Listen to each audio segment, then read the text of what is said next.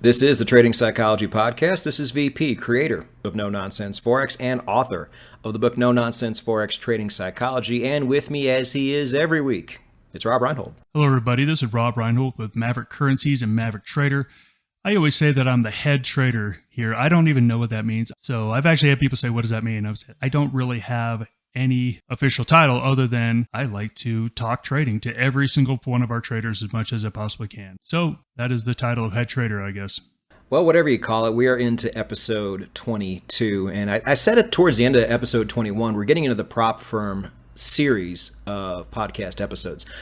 I might have jumped the gun a little bit because I did see the title of this episode on the spreadsheet. And I was like, oh, okay, it's prop firm time. Here we go. But as you guys know, there are many different ways to go pro. But regardless, there is a certain set of criteria you must make sure you have met before you go pro. And so this is going to be a very Robb heavy episode because I've told you guys in the past, I went pro too early. I really could have used another year or two of seasoning under my belt before I did it. I don't know if I've ever told you guys this before, or you, Robb, but I can't remember the name. I don't know if it even was a prop firm or what it was. It was kind of like a prop firm. It was very kind of mishmash thrown together. But I did that in 2012, and I completely bombed out. You know, I went too early because, like I've said so many times on this podcast, I didn't have anything like this to guide me on where to go. So I had to pioneer everything and do everything the hard way and make all the mistakes. We don't want that for you. That's the whole reason why we're doing this. Robb, if you would, go ahead and just kind of take it from here. I'll jump in where it's necessary, but given my experience here, I don't think it's going to be real necessary. You have all the experience here. You've seen it all in front of you. You've seen all different types of people come in of different experience levels. Tell us, start to finish, what you have noticed a perfect set of starting requirements would be for anybody who's trying to go pro in really any direction. Here's the problem with that. It's not going to be a simple answer because there are many different ways to go pro. There's even many different ways to go pro in the prop trading industry. So in this episode, I kind of want to cover exactly kind of what these avenues are and how they work because a lot of people, they don't really know what this term going pro even means. So I'm going to break it down to something very simple. When you are a professional trader, it means that somebody else is paying you to manage money. Let me say that again. A professional trader is when someone else is paying you to manage money. Now prop trading is an industry where this prop trading firm will pay you money to manage their money and make a profit. But let's talk about some of the other ways that someone could become a professional trader. There are hedge funds. There are trading desks. There are other ways that some people can get into the business of trading. I also know a lot of professional traders that manage money for their family, for their friends, for people that trust them. They get paid for their services for managing somebody else's money. As you can see, there are a lot of different variations of going pro. So I kind of wanted to start off with some levels. And in each level, I'm going to say, okay, if this is the way you want to go pro, then this is where you should be before you even think about it. And then we'll cover the next way to go pro, and then we'll cover what do you need to do to get to that point. But real quick, before you do that, Robb, I just want to hear your definition of this because I was telling people in the past on my channel that going pro also officially, if you're a professional, that means you just get paid for doing something. So if you have, or if you feel like you have enough money to trade for a living, just your own money, nobody else's, your own, and you want to break out and, quote, go pro that way, do you consider that as well, or is that a completely different classification? No, I would consider that pro as well. And the first thing that popped into my mind, let's take the example of a professional gambler. What does that mean, a professional gambler? Anyone can walk into a casino, play some Texas Hold'em, play some blackjack, whatever it is. Anyone can play the games. So what does it mean to be a professional gambler? This is the definition I like to use. If you literally put on your tax return, what is your job? And you put in professional gambler, and that is the majority of your income for the year, you're a professional gambler. I know that's not a very rigid definition, but that's always the definition I use. A professional trader is someone who, when they pay their taxes every year, it's listed right there. This is the majority of my income, or a big chunk of my income, right here in Schedule C, Schedule D, wherever it is that you put it. That to me is what a professional trader is on their own. Okay, good to know. And for what it's worth, some professional gamblers don't pay taxes at all because they keep it under the radar. But that's a totally different story. Don't do that. Well, we are going to talk about paying much less taxes as a professional trader on this episode. You don't need to hide it. You just need to do it the right way. So we'll cover that in this episode for sure. Good deal. So let's hear what you got. Let's talk about the first way someone can go pro. Now, I'm going to use the term something like a junior analyst or a trader's assistant. Let's say that there is someone you know, a firm, or a home office. Let me explain quickly what a home office is. A home office is a company that has been hired to run a high net worth individual's investments, meaning someone that has hundreds of millions of dollars. They don't run their money. They hire what's called a home office. And this home office does everything for them. Pays all their taxes, does all their bills, pays all their landscaping, everything. They take care of everything, including their investments. That is a legitimate way to get into the business of a professional trader. In this situation, when someone is willing to bring you aboard and they're absolutely willing to train you, I don't think you need to wait until certain metrics are met to where you say, hey, I need to have a 4-year track record of profitability with all these numbers. I think that is a great opportunity to go pro. And I wouldn't want anyone to listen to this podcast and turn that offer down because they said, oh, Rob said that I needed to have all these metrics. If you are stepping into a situation where you are going to get training, serious training and help to get into the business of being a professional money manager, absolutely take it. Absolutely take it and let them march you through that progress. And I think that's a great opportunity. That's the easy one to cover right there. Do you want to share how you find opportunities like that? Because that sounds great. You really pretty much have to know people. You have to know people that are in the business that are looking for someone. So I wish there was job postings out there for junior traders at a home office. You know, there might be a few, and you can absolutely go look for them. But you pretty much need to know people. This is where it's very exclusive, meaning if you know a lot of high net worth individuals, you're much more likely to know people that run their money. Sadly, I'm not in that group of people. In case any of you get lucky out there, absolutely take that opportunity. It's a fantastic opportunity. And I wouldn't even say get lucky in this situation because this is a question I get asked a lot. How do I trade other people's money? Where do I find these opportunities? I'm like, you have to go to those opportunities. Rob's exactly right. You have to go where those people are.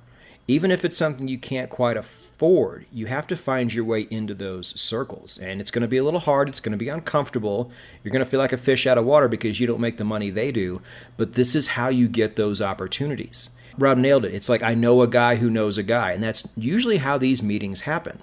Either that or get some kind of prominence on a public, not like Discord, like on a public social media board, making really good calls and, explaining your theories and things like that. This is how you get clients like this. Now, if you weren't already born into it, or you didn't already go to a great, Ivy League college where you have this big network, this is how you get it done. Yeah, I think that is a great point to make. Let's go on to the next one where you are expected to step into the job making money immediately. Okay, so that is some prop firms. Some prop firms are going to expect you to start making money immediately. Some trading firms on Wall Street or in Chicago are going to expect you to hit the ground running, not need training, and be able to make it immediately. If that is the type of pro you're looking for, then I think the first thing you need to do is set up some metrics that you have to be able to meet. I also want to cover in this group that if you have friends or family members that approach you and say, hey, would you be willing to help me with my investments, with my capital? I'm also putting that group here because, again, you need to have hit the ground running. You cannot use other people's money to learn all the mistakes you should have been making on your own money. I'm going to say that again, and I'm going to say it even more sternly than I said it before. Don't you dare lose someone else's money learning the lessons that you should have learned on your money. Patrick, do you want to be any more clear on that one, or think I got it? No, and this kind of ties into the experience episode. You're not any good for a while. You're not going to be. It's just what it is. Even if you think you're good right now, even if you're pulling in really good results, even if you've been doing that for a few months and you feel like you're just unstoppable, you still don't know shit. You have to, don't even think about doing any of this for other people who are trusting you with very large sums of money until you have put that time in and you have cut your mistakes down to almost zero. Because let me tell you, the psychological jump that's about to happen to you is going to be incredible. Probably going to make more mistakes as a result. So you better not already be making pre-existing mistakes going into this, or else it's going to be a really, really rough time. There's certain types of rich people out there that get really, really upset if you lose their money and may take some kind of action against you. And you never know who these people are till it's too late. So make sure psychologically and experience-wise you are 100% ready to go, and your mistakes are about as down to a minimum as they can possibly be, especially with this case. These guys aren't going to be as gentle as some prop firms are. Remember that. And Patrick, you said something in there that is so true, and that's exactly where I wanted to go in this episode. You said that you better have gotten rid of all of your own mistakes and psychological problems, because when you trade other people's money, there's a whole new round of psychological problems that you're going to face. Absolutely 100% true. And the first time that I actually traded for one of my friends or family members, I learned that firsthand. I was way more stressed. I was way more worried. I made way more mistakes because of it. It was a completely different world. So, before we jump into that, let's talk about where you need to be. If you are in a situation where you're going to go pro, where you need to hit the ground running. If it's a prop firm that says, here's some capital, here's your trial, you better sink or swim, here's a place you need to be at. Number one, Patrick, you nailed it. Lack of errors. You need to have completely eliminated the errors. You need to have a good track record through all types of market conditions. And you need to be able to produce a return that you can actually show people that is fully audited, meaning all your actual statements line up with that. I'm going to put a window of time out here. I think the earliest someone could do that is 3 to 5 years. And we talked about this in the Experience Matters. 3 to 5 years is where you're finally starting to make a whole lot less mistakes and getting to be able to drill down your system really well. I think that's about the earliest someone could go pro. I think that's the perfect time frame, really. Unfortunately, that's not what people do, but that's exactly the way you need to do it. And 3 to 5 years, again, for some people is going to be different than others. It comes down to where you're at that 3 to 5 year mark. And you will know that through your journaling if you do it right. You guys understand how these episodes build on each other? And do you understand why we did certain episodes first? Because it all leads to things like this. That's how you're going to know. Because it's not just as easy as all of a sudden you have more money in your account now and you're trading it, and at the end of the month or whatever, you share the profits, however that works. There's going to be a lot more coming your way. You don't know how this person whose money you are trading is going to react to your success or lack thereof. What are they going to say to you if you have a losing month? What are they going to say to you if you're doing really well, but they want you to do even better? They're like, oh, you got a 12% ROI for the year. That's really good. I was really, kind of hoping you'd give me 20 this year. How do you respond to that? You can't explain to them that, it's some of the stuff's out of your hands. So you got to be ready for everything, man. This is, honestly, Rob, this is not something I am built for. And I know that. But I still get emails asking people if I would trade their money for them. And I tell them no. I don't care how much you're about to give me. I don't care what number you're going to throw at me. I don't care if it's millions of dollars. I don't want to do it. I'm not going to do it because I don't want that level of stress in my life. So you have to understand, not only is it going to be a new jump psychologically, not only are there going to be variables introduced that you're not ready for, the stress level is going to be absolutely incredible. Now, the upside here, I think, can be really, really great too. Don't get me wrong. But you just have to make sure you're the type of person who was built for this as well. I will tell you right now, I'm not one of those people. And as we said in this entire podcast, it all comes down to individuals' personalities and who they are. And some of you might be looking at this saying, I don't even want to do that. So just don't ever do it.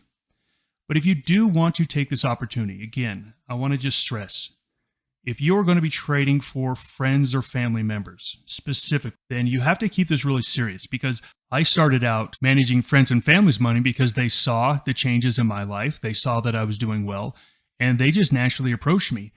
And I thought to myself, wow, what a wonderful opportunity to help, to be able to take all the time and effort that I've put into this business and help out, a brother, or help out a friend, or help out a relative. Like, what a great opportunity. And when I took on that opportunity, I took it on with really, really good goals and altruism. Now, of course, we'll talk about getting paid for your services. You definitely need to get paid.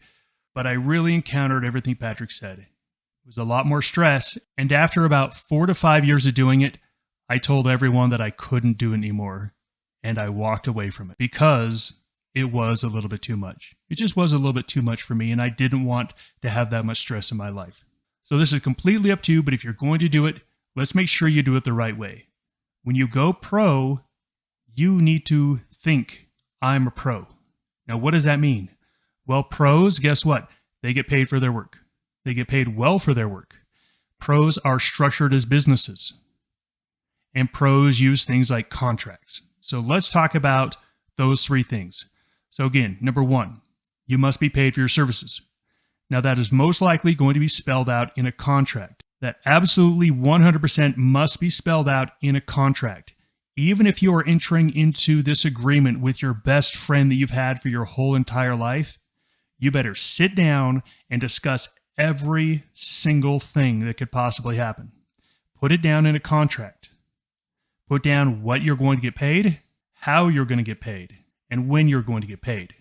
Everything needs to be in this contract, because I tell you, I got into this thinking, I can help these people that I absolutely love. And when I got into it, I realized, oh my gosh, we didn't really talk about any of these things. And there were different expectations, and there were different thoughts about things. From that point on, I said, okay, everything needs to be spelled out. So, contracts. Write up a contract before you do anything. Number 2, you can never touch the money. Again, this is how the prop trading industry works. This is the way the hedge fund trading industry works. This is how a home office works. And this is how trading for your friends and family should work. Never, ever, ever accept the money into your hands, into your bank account or trading account. Everything needs to stay in their own names. The reason I'm giving this advice, because it will look very bad for you if that money was to actually disappear somewhere. If they keep it in their accounts. So if they want you to trade for them, you have them open up their account at the brokerage you want, and they just have to give you limited trading authority. If you need help with that, Google it, call up FXCM or whoever you're going to go with. They'll walk you through it. Do not ever let the money hit your pocket. It must stay in their names. That is just how you do it. And next, you need to incorporate your business. When I say the term incorporate, it means you actually form a legal entity where it's not you doing the business, it is a legal entity, a corporation, an LLC, a partnership that is actually doing the business. And you are going to sign all of your contracts in the name of that entity. Now, here's the great thing about doing this as a pro. The government gives corporations and LLCs lots and lots of tax advantages. And this is just what I was talking about earlier, Patrick, when you talked about professional gamblers hiding their profits. You don't need to hide, because you are able to get a ton of deductions because you are in the business as a professional trader.